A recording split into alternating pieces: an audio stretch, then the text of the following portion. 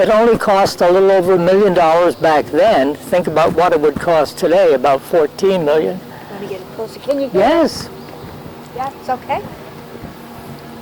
I'll let Yeah, you do. and my husband was the most well-paid actor of his day, the highest paid actor. Yeah, I learned that if you wrote the play, directed the play, produced the play, and starred in the play, all the money came your way. So I was making like $145 a week back in 1915. Now, you might say, well, that's not too much. Minimum wage was 6 cents an hour. You know, you could get a lobster dinner downtown at Honus's in Hartford for $2.25. The good old days. Yeah, in fact, a college graduate at that time was making maybe top $750 a year. And some of his royalties would come in. He could be making $500 to $1,000 a week occasionally. So there, you made a few dollars. Yes. I was born in Hartford. My father was in politics, and we lived right next door to Sam Clemens and Harriet Beecher Stowe. Now think about that. You're living next door to Mark Twain and Harriet Beecher Stowe. Now in the evenings, we didn't sit at home and have this big glass screen in front of us and go clickety, clickety, click. We might visit each other. So Sam Clemens might have us over because he's going to read a chapter from a new book he's writing. And So- it's interesting because my husband, when you think about it, in the farm, so a lot of you have been to the Mark Twain house, I think, right? All of that property belonged to Will's father. And he sold portions of it to Mark Twain, Harriet Beecher Stowe. People like that. But he was very, very wealthy and in politics. And my husband Will never wanted that. You wanted stage from early Yes. on. And it was I went to New Orleans, as I said, to learn my craft, and I came back to Connecticut. Did I tell him about my brother Robert? Not yet. Not Go after okay. that after all. But I'll tell him about Robert now. Okay. I had a brother named Robert. He was killed at Fort Fisher during the Civil War, and I wrote 2 plays about the Civil War. Now, this was after the war was over, and there were people in the audience from both sides, the North and the South, and they said the plays were very evenly based as far as North or South. I didn't push the North, even though that's where I was from. So, as I said, I wrote 2 plays about the Civil War. I wrote Sherlock Holmes. I wrote light comedy. So I had good income coming from this. Yeah, a lot going on there. So why don't you tell them some more about how you got started in the theater? With when you went to New Orleans. So I just mentioned the New Orleans. Yes, did but thing. you wanted to tell them where you went back to Parsons Theater in Hartford. Oh yes, all right. After I left New Orleans, there's so many things Oh, we I have know, to I compute know. out. It's just a wealth of Yes. information that you want. But I went back to Hartford once I left New Orleans, and I was doing a little play about famous people. I would imitate famous people of the day, politicians, actors, and so on. And I imitated Sam Clemens, Mark Twain, and I didn't realize that he was in the audience. And he came up to me later and he said, if I didn't think I was sitting there watching you, I'd swear that was me up on the stage. So I did a pretty good job. Yes, you did. And in fact, if you think about Mark Twain and all the stories he wrote and all the idea of imagination, and with you taking that character of Sherlock Holmes, I think a lot of you do have an imagination, am I right? And if you think very hard, sometimes that imagination starts coming to life. And I see somebody over here that looks very familiar. Would you perform? Are you Greetings. Mr. Holmes? My name is Sherlock Holmes, indeed. I am the Suspicious. very character that you played. Yes, Out of the world of the imagination, and it has been quite a journey indeed. I think so. Thank you all for being here, and let me thank you as well for your hospitality, your many artistic activities, as well as your efforts in educating people about your own legacy as an artist in the Thank state you. of Connecticut. Well, thank you. You have done me proud, and I We both made money. thank you well. Yes. Watson said the same thing to me. Yes. Well done indeed. I believe this is what is called in these times a photo op. Yes. Care to If the paparazzi photos? likes to come out. On this historic occasion, we will give you 45 seconds.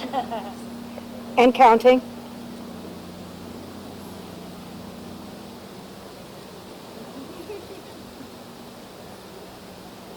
If you wish to suggest a pose, we will consider it. Not necessarily do it, but we will consider it. All done? Thank you so very, very much. I was fascinated to hear your tales of your acting as well as portraying me, but you have played so many other roles other than myself. I wonder if you would regale us with some tale of your other acting enterprises. Well, he was explaining to them about your brother and doing the Civil War. Civil War plays Yep. and whatever. You did about 20 different ones. 20 different plays. Some of them are actually what you might think of as light comedy, but not really comedy, but they were very lighthearted. The Professor Yeah. and things. But the one that brought in the most income, and which is still being performed today, is the Sherlock Holmes play. And that's the only one that you, because he was a theater actor, weren't you, my dear? Yes. Not the movies. No. But he did make one movie. Oh, yes. Only one. In 1916, I made a four-wheeler for S&A Productions, black and white. Now, I brought realism to the stage. That was my style of acting. And here I was entering the silent film. Now, in silent films, they would do things like make believe there's a table here. I would go, and I didn't. I might go over to the table instead of. So I brought realism to the stage, and eventually that caught on in the cinema. And I made only one movie. I think they saw it at the Visitor Center. They do sell it there. You should do yourself the honor and see if you can purchase that. It's available out there, and the extras alone are worth anything. It's 2 hours for a silent film, and It's an opportunity to see Mr. Gillette actually perform. It's a beautiful, beautiful film to watch. We can't recommend it enough. Am I right? No. Yes, it is beautiful.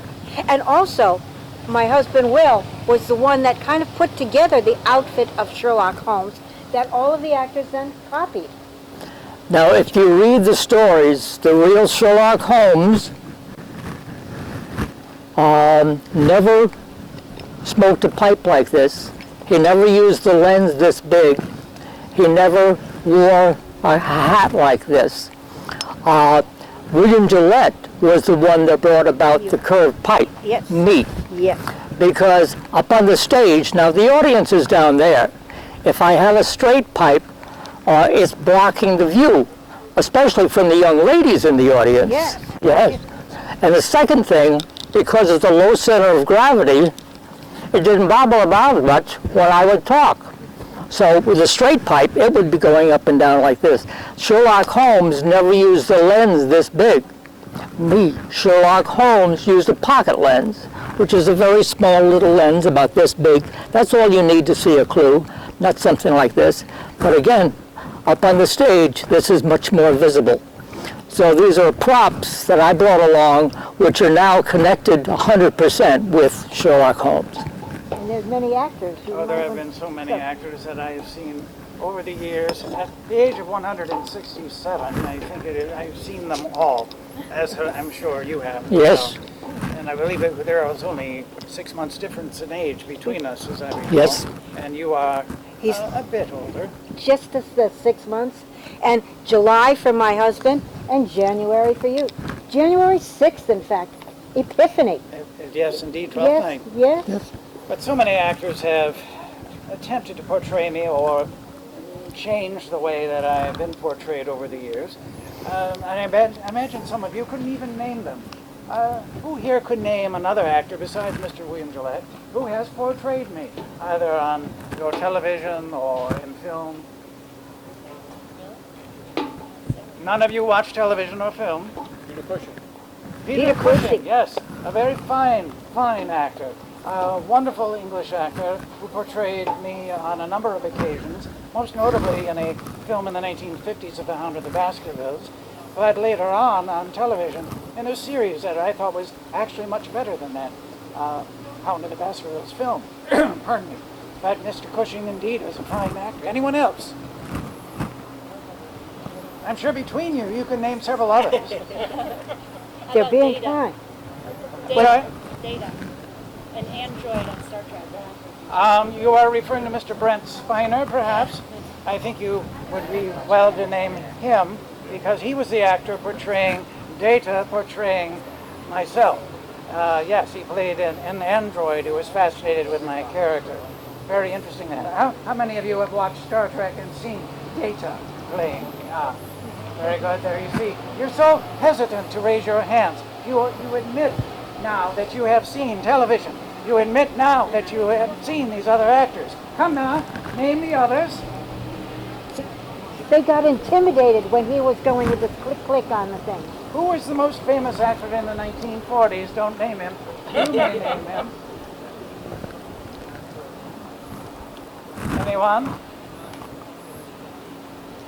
Does the name Basil Rathbone ring a bell? No. Oh. No. Oh.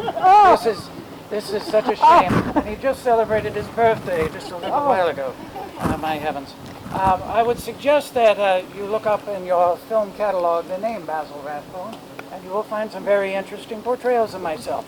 None of them particularly accurate. No, but it's very interesting. But the one film that he did, The Adventures of Sherlock Holmes, if you look at the credits at the beginning, it says based on a play by William Gillette. Indeed. So he gives credit to you yes. here. He didn't pay me the royalties, though. No, he didn't pay me the royalties. Yes, very remiss. Does the name Jeremy Brett ring a bell with anyone? Anyone? Of course, there have been many other actors who portrayed me. Most recently on television, you've heard the name Benedict Cumberbatch. Then you are nodding. Why didn't you say it? My heavens! I observed this. You betray yourself. My heavens! These people are so reluctant to show their knowledge. Oh, well now, Benedict Cumberbatch you have seen, and then there are, of course, my heavens, Robert Downey Jr. God save us, has certainly portrayed me a number of times, and is expected to portray me again. Oh, God help us. Indeed. But nonetheless, they bring honor to my name and to a certain reputation, and as long as Watson is collecting his checks, then I suppose everything is well. But these are not true portrayers. If you want the truth, I suggest turning to the original tales.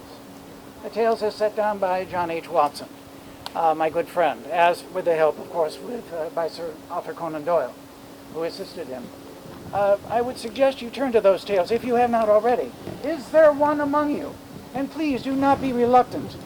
Please raise your hand to let me know that someone out here has read one of these tales or more. The hand goes up about this high. Excellent. And these gentlemen here, which does not surprise me. Anyone over here? No one? No one? I will talk to you. What was the name of the tale that you read? Oh my goodness. I never cared for the Speckled Band because it But made you me read it. too scared. But you read it. But I did read it. The Helen of the Baskervilles takes quite a while. Which was my favorite? Truthfully, of A. Conan Doyle's works, my favorite is The White Company. Oh, right. This is your expertise, so Yes. you knew Doyle better than I. I'll let you tell about the White Company. The White Company. Yes. And my main question is, was William Gillette well known to A. Conan Doyle? Oh, yes, tell your story. Yes. Well, Thank you. Yeah. Sir Arthur Conan Doyle decided to kill off Sherlock Holmes. Yes. He didn't want to write any more Sherlock Holmes stories. Luckily, he did it in a way, where Sherlock Holmes didn't, cut in half by a buzzsaw or riddled with bullets or something. He disappeared over Reichenbach Falls. So he wanted to write other stories, like the White Company. And Brigadier Gerard. Now, if you ask the average person who wrote the White Company, the what company? So you're a rarity. Yes. So he was running out of money. And he decided to bring Sherlock Holmes back. And he did. He wrote more stories about Sherlock Holmes. But William Gillette and his agent... Yes, your agent. Yep. I forgot. Charles Frohman. Charles Frohman, yes. Who was on the Titanic, by the way. No, the Lusitania. Lusitania, yes. But he contacted me and said, let's get things going here. So I contacted Doyle, and he was ecstatic because now he was going to have some income. I was bringing life to his rather anemic character of the printed page, as he called it. No offense intended. Yes. So we both made money and continued on for quite a few more stories. In fact, he went to Conan Doyle in his home and dressed this way. And Well, I met him at the train. yes, And I got off the train dressed like this, and his mouth basically fell open. And you because he was, and I said, undoubtedly an author, and I shook his hand.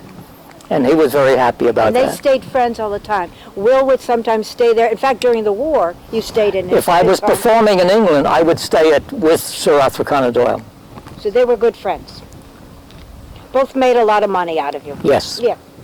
Now, we've been hogging the stage. Not at all, not at all. She has dismissed me, so I... Aha! Perfectly acceptable. Is there anyone It's a else? good- Although you did say you had read The Speckled Band. Yes, I've read all the Sherlock Holmes stories that are in print. May I test you? What is your... Do you remember the name of the villain in The Speckled Band? No. Do you remember the place that they lived? Oh, no. Do you remember the last name of either of the sisters? Unfortunately, her mother's not here.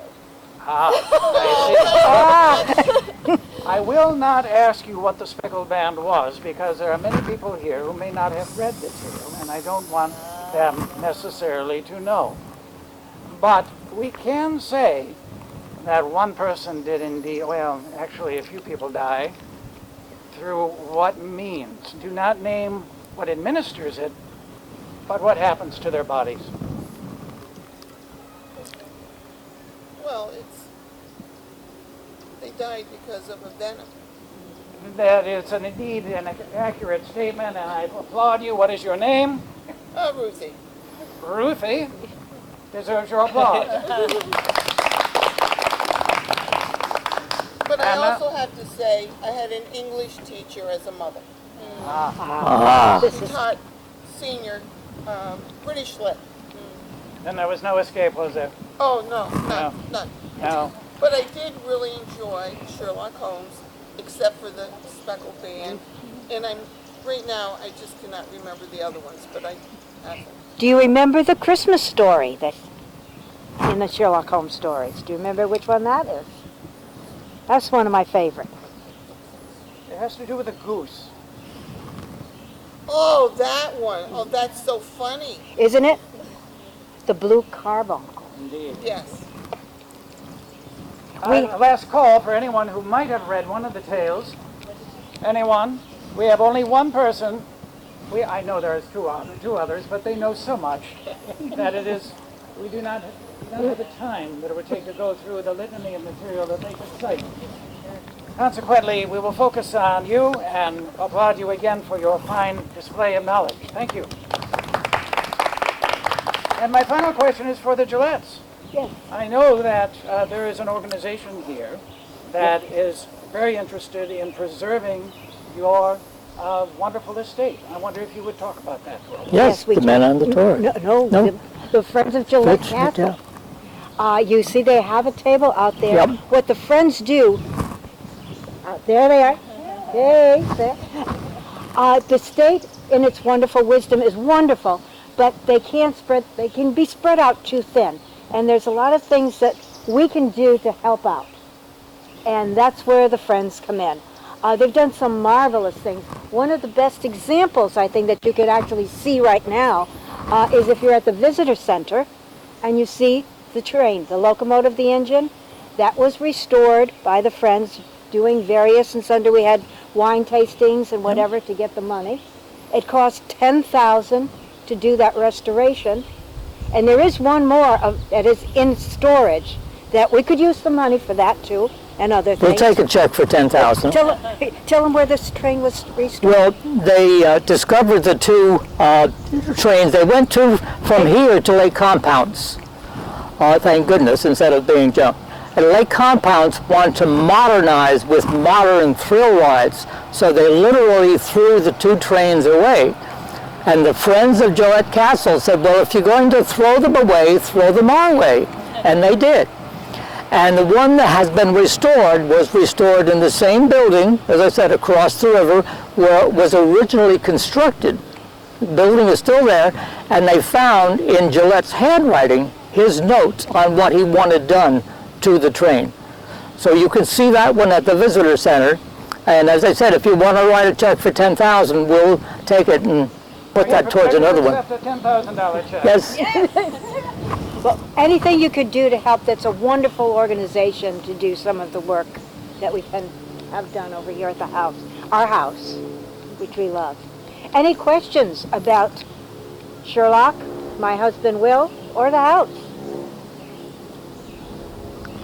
You know everything. No question. Well, let me give an example of one of the things that was said about my husband playing the role of Sherlock Holmes, and this was said by Orson Welles himself. He said, it's not enough to say that William Gillette looks like Sherlock Holmes. Sherlock Holmes looks like William Gillette. Great comment. And then one of the most famous collectors of all time, John Bennett Shaw, made a comment asking, someone asked him this and he gave the answer, is Sherlock Holmes fact or fiction? And his answer was, anybody know? Yes. Yes. Fact and fiction. With that, I feel the pull of the world of the imagination. Quite a bit. So consequently, I thank you for your indulgence, and my thanks again to the Gillettes for their artistry, their hospitality, and their efforts to educate people about their own legacy and that of the world of Sherlock Holmes. Well, we thank you. Thank you very much. If you have some more questions, you know, you can stay around and we can answer some things, or we can tell you more stories, right? We have plenty of those. We can tell you some personal things about, I can tell you some personal things about that the staff doesn't. Do you want one? Okay, how about you being a ladies' man? Now, I never lived here in the house. I died way before this was my husband's retirement home. But they do wonders up there, so a little bit of that bee stuff that I think... Well, from down there, I don't know which. Yes, use a little bit of that.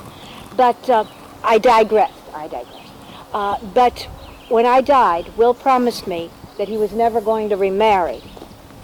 And he didn't. I didn't ask him that. He just said that on his own. Nice guy. But there was never a lack of lady friends, let's put it that. But there was no scandal, never any scandal whatsoever. But one of the young ladies that he gave her start into the theater was Helen Hayes, which a lot of you know Helen Hayes, and she always called him Mr. Gillette, always proper. Whenever they were working together, Mama was there taking care of her so that there was no scandal happening. When she would stay here at the house, Mother was always with her. Now there was one time that she came over to Will, very distraught, saying, Mr. Gillette, there's this terrible rumor going around that you and I are having an affair.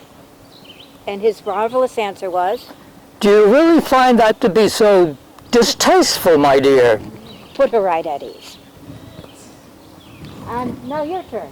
Go. Oh, heavens. Oh, yes. I'm opening up for the Pandora's box Well, here. you wish to talk about scandal. I am often asked, how many wives did Dr. Watson have? I'm sure this question has crossed your own mind. And my response unfailingly is it is not a question of how many wives that Dr. Watson has had over the years, but how many wives he has at the moment. And that is my contribution. I love it. Well, are you going to retire for yours? I do feel the pull. Cool. Martini time. And and we have to check with the staff. Thank you. Thank you.